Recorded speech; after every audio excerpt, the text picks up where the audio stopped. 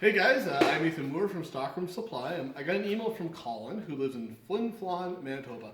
Anyways, he bought a Little Ripper. Wait, you just like to say Flin Flon. Flin Flon is a fun word.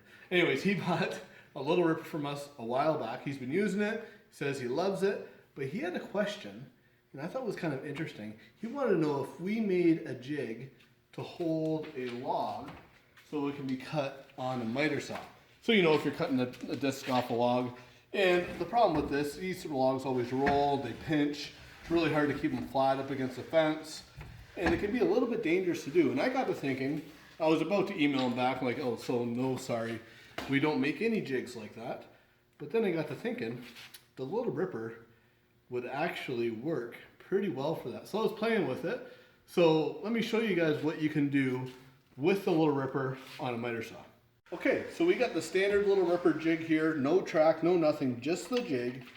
And what I can do is I can put this log in, just like so.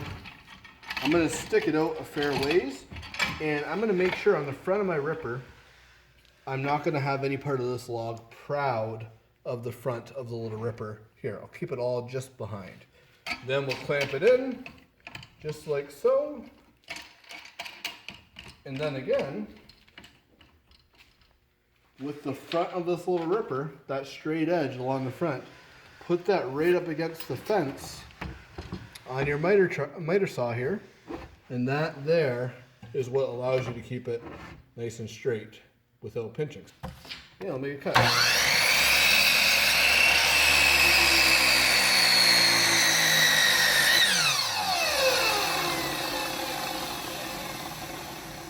But now we can slide this ahead just by sliding the Little Ripper ahead, and you're gonna have a perfectly parallel biscuit.